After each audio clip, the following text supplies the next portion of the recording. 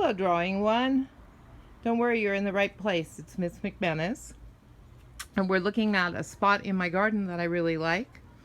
And I'm going to talk to you about how we're going to pull together the next 3 weeks of our drawing class. And we're going to return to basic forms. For example, we're looking at these flower pots that are all cones, cylinders, and we're seeing them in perspective, so we see ellipses.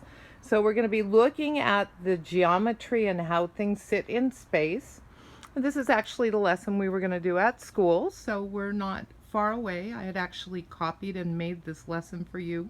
I was going to start it up right when we got back from spring break, so we're just off schedule, but it's exactly what we were going to do. And I'm showing you my garden, not just to show off, but because we are going to use drawing to design a space. And that space can be a secret garden, or it can be a space where you can like hang out, or you can play. I bought this house and I took everything out of the yard, so it was just dirt. And then I did a lot of hard work drawing to figure out exactly how I wanted the yard to be designed so that I would have the perfect backyard space. And it's taken a good 10 or 15 years to like build everything how I wanted it. That's my rain barrel. I've got 2 tree rings that I had a bricklayer make for me. You'll notice I'm really into hanging pots right now, so I'm hanging pots off of everything. I have a really great cactus collection. You can see this one's about to bloom. If it blooms, I'll show you a photo. I'm still weeding the whole yard. And you can see it goes on and on. I'm building a little patio. I got some sand. I got some pavers. I'm gonna put my barbecue over there on that. And that's my studio door. Maybe next video I'll show you my painting studio. These are gonna have vegetables planted in them.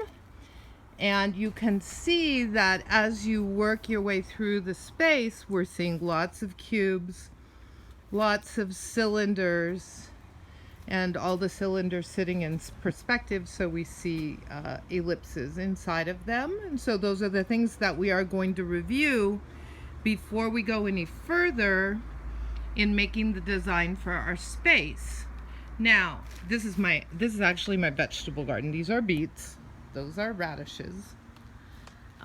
That's a wild weed called a mallow, but you can eat it, so I didn't pull it out. These are all different vegetables growing in the ground. There's beets and chard and kale and cauliflower, broccoli, garlic, grapes, tangerines, grapefruits. This tree right here is persimmons. And then I have other trees that are just sort of pretty, some that make fruit. These are lemons. There's just a few left. I picked most of them. And oh, look at that Oriole feeder. It's a nice cube. So my garden space is very important. It's a lot of work. Takes some money, takes some time, takes a back, but I love it. And then the last thing I'm going to show you in my secret garden is my catio. Last year, because there were so many coyotes out there in the world, I built this used to be my dining room outside, but now it's a containment for my cats, so they can come out. They're sleeping inside right now. They can come out. And oh, how exciting. I'll just leave that in because it's so exciting. They can come out and I can put them in the cage and I can lock them in and they can be outside and I don't have to worry about them. And they have furniture. They have special furniture. And I have a little place I can sit out here with them. They sit on here too. And so I want you to see all the groovy space I have going because you are going to figure out your own secret garden. Like, what would you include? Who would use it? How would you use it? And then you're going to try to use drawing to describe it to me.